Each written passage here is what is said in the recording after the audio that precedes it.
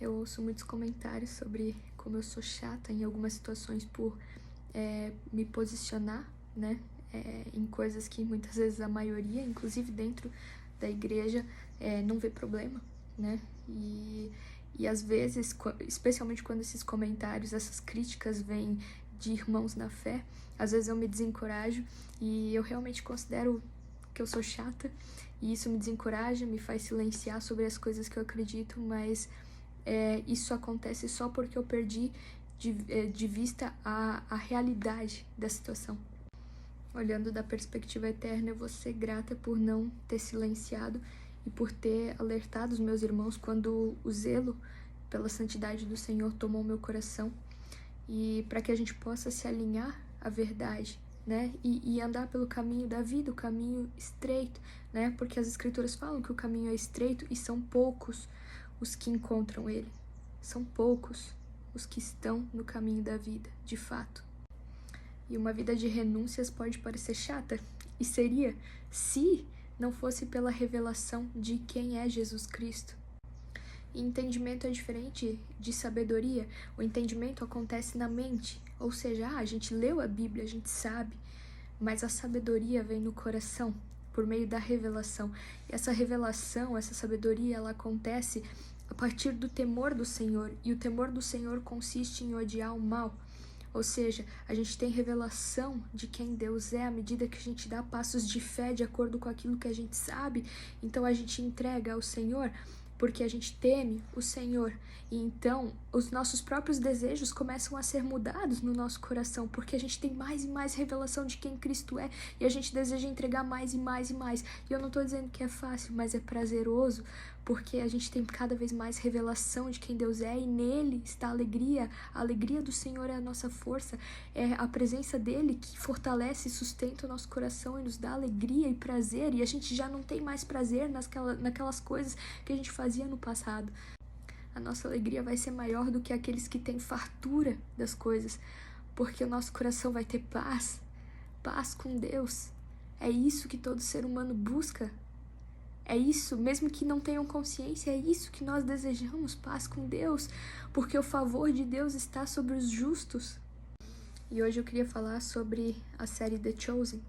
Eu sei que muitos irmãos na fé assistem, e eu queria alertar os meus irmãos, né, de que você pode se emocionar, você pode chorar, você pode achar lindo, mas você precisa lembrar que aquele não é Jesus.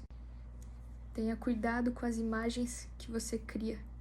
E, aliás, você que assiste deveria conhecer o criador dessa propaganda antes de assistir o conteúdo que ele produz. E eu vou chamar de propaganda porque eu acho que o termo cabe bem aqui, né?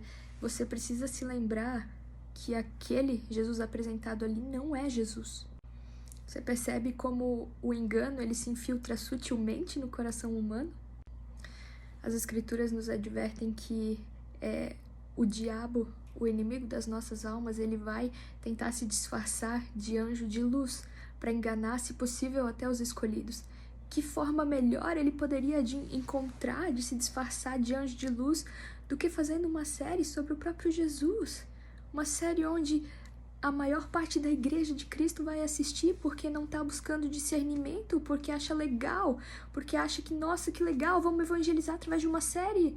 Gente, olha como o engano se infiltra sutilmente no coração humano. Aquele não é Jesus. A licença poética vai enganar o teu coração. Você vai chamar Jesus de fofinho, você vai dizer que aquilo fortalece a tua fé, que você vê Jesus, vai te fazer se identificar mais com ele, vai fortalecer tua fé, e você não percebe o mal nisso? Você não percebe o engano do teu coração nisso? E assim você esquece que a caminhada é por fé, que ele é fogo consumidor, que ele destruiu toda a terra através do dilúvio, que ele vai voltar para julgar toda a terra com justiça. Deus é santo, então fuja de toda aparência do mal. O fim de todas as coisas está próximo, e a Bíblia nos advertiu para a gente ser vigilante, para que a gente seja simples, mas astutos, para que a gente tenha discernimento entre o bem e o mal.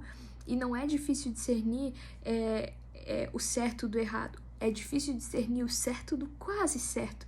E existe um engano muito grande no quase certo, porque quase verdade não é verdade, é mentira. Se você quase ganhou na Mega Sena, você não ganhou na loteria, porque você quase ganhou. Você ganhou? Não, você não ganhou, porque você não acertou os números. Você vai ser salvo se você quase conhecer Jesus? Não, você vai ser salvo e liberto pelo conhecimento da verdade de quem Deus é. Então, não caia numa cilada de precisar ver Jesus para alimentar a tua fé, até porque nós andamos por fé, não por vista, né? Não caia nesse engano de pessoas tentando distorcer a imagem de Jesus, por mais que pareça certo. Cuidado, guarde o teu coração, é o que a Bíblia nos adverte. Mais enganoso que todas as coisas é o coração humano. E como o nosso coração é alimentado? Pelas coisas que nós vemos, pelas coisas que nós ouvimos. Então, nós precisamos guardar a nossa alma, guardar o nosso coração. Ser criteriosos mesmo com o que a gente vê.